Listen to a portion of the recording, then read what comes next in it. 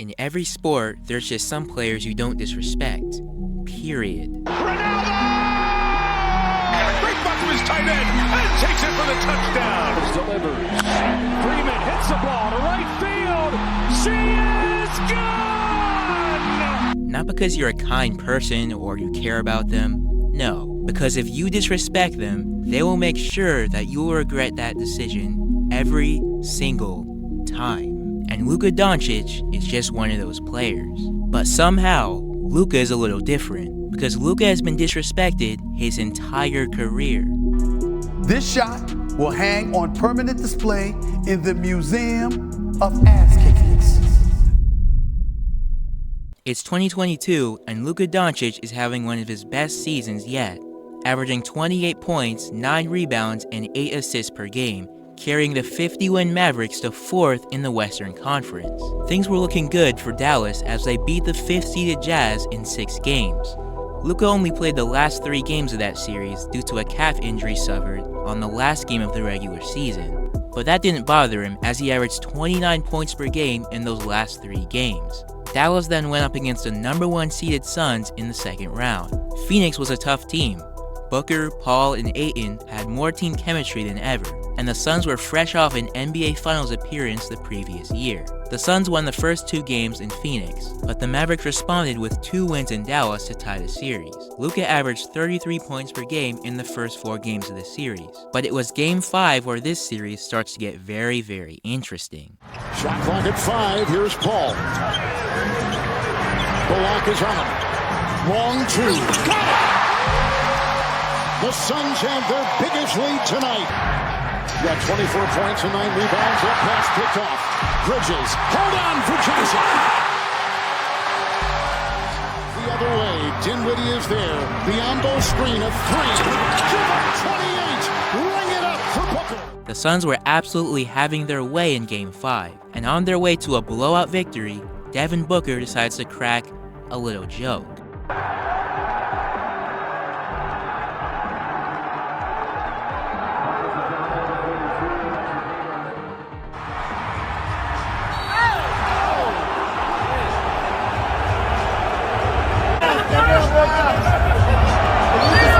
But this wasn't just any joke. No, this was literally the end of the Suns season, because Luka Doncic, without a shadow of a doubt, saw this clip and took it personally.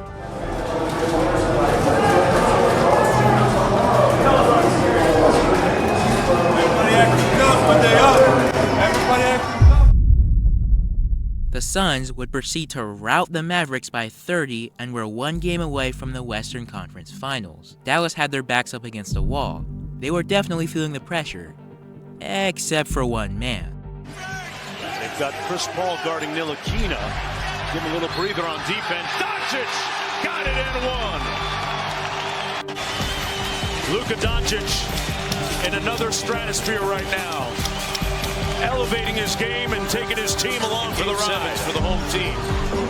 Doncic deep in his bag like the fries are at the bottom. And that's an offensive foul on Booker. It's falling apart.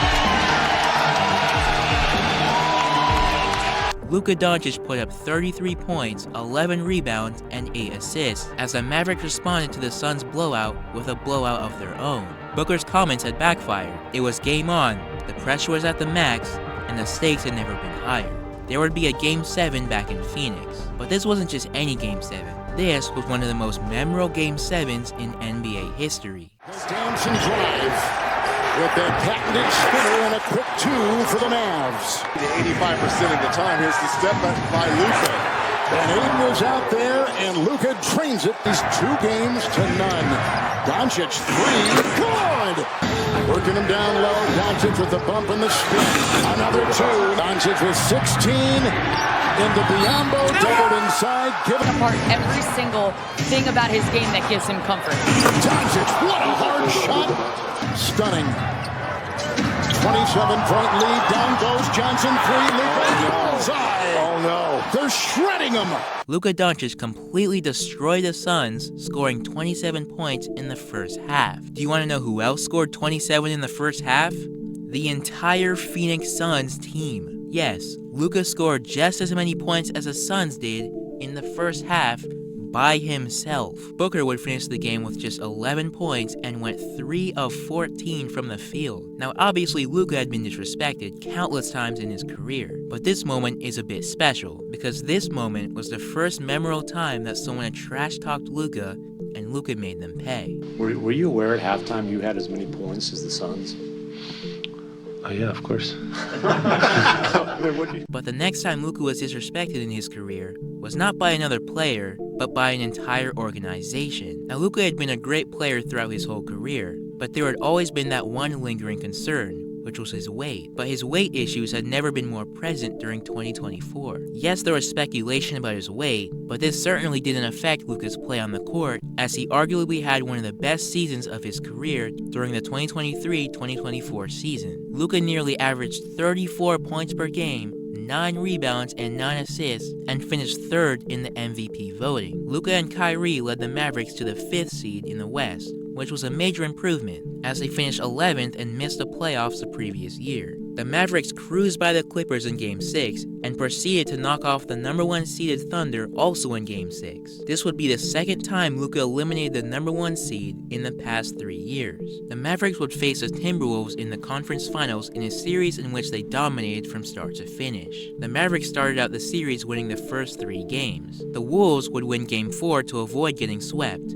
just for the Mavericks to win by 20 in Game 5 and advance to the NBA Finals. Luka and the Mavs were feeling good and celebrated their first NBA Finals appearance since 2011. But something happened during that celebration that Luka didn't really appreciate.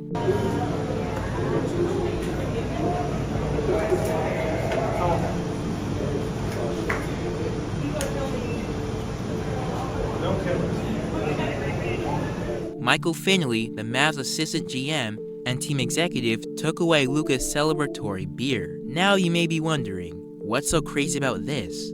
Luka can simply just go get another one. But this moment was the beginning of what elevated the Luka weight concerns even more by the fans and media. The team clearly wasn't happy with Luka's weight, and some may argue that this moment tied into one of the reasons that the Mavs traded Luka. The Mavs would lose in 5 to the Celtics in the NBA Finals, and Luka's weight concerns would carry over into the next season. But this still didn't affect Luka's performance on the court, as he would average 28 points, 8 rebounds, and 7 assists per game in his first 22 games of the season, until Luka's tenure with the Mavericks would come to a drastic end.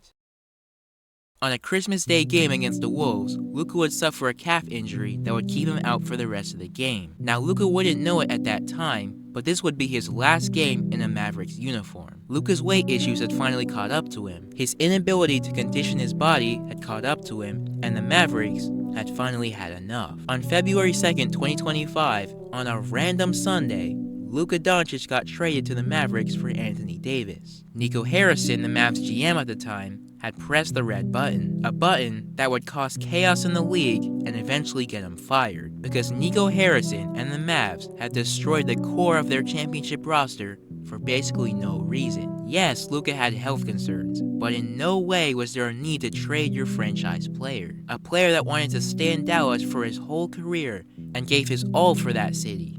Nico had upset Luka, and Luka would eventually make everyone regret it. Luka would return to Dallas on April 9th, 2025, and absolutely went insane. Finney-Smith, step back, three-pointer in the corner, that's good. There are a lot of Laker fans here, and they're always on the road, and Doncic knocks down a three-pointer. And then everybody is locked in on the final 5. Oh, Doncic locked in from the opening tip.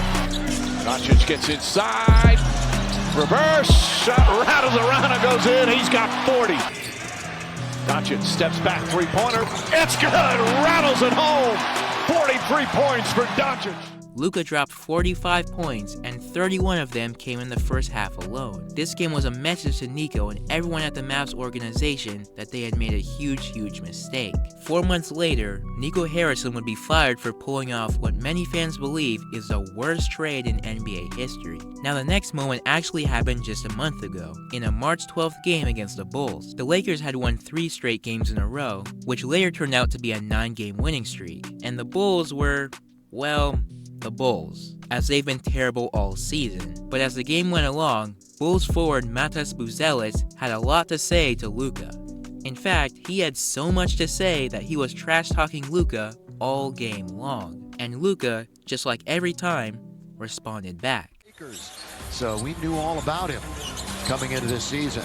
Doncic over Buzelis to score. Watch this after that fading jumper. Yep. He and Modest apparently are going at each other with some talk. Jalen Smith from Maryland. He's a 37%er from out there. Crossing over now is Luka kind of the go. To Bennett goes. And another and one. And they are still jawing. Oh, yeah, they are. He can step out on the floor. His three-point percentage is his best as a pro. Luka over Buzelis. Luka and Modest, the mental chess match as well. What a quarter for the Bulls. 11 out of 12, and there goes Luka. And Rui tries to get into the lane. Luka on his way, down and go.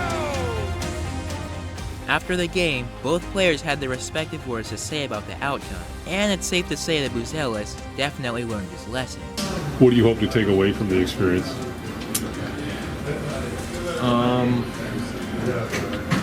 Probably not to talk to him. I mean, in the second quarter, I kind of felt it. Somebody started talking to me, so kind of wake me up.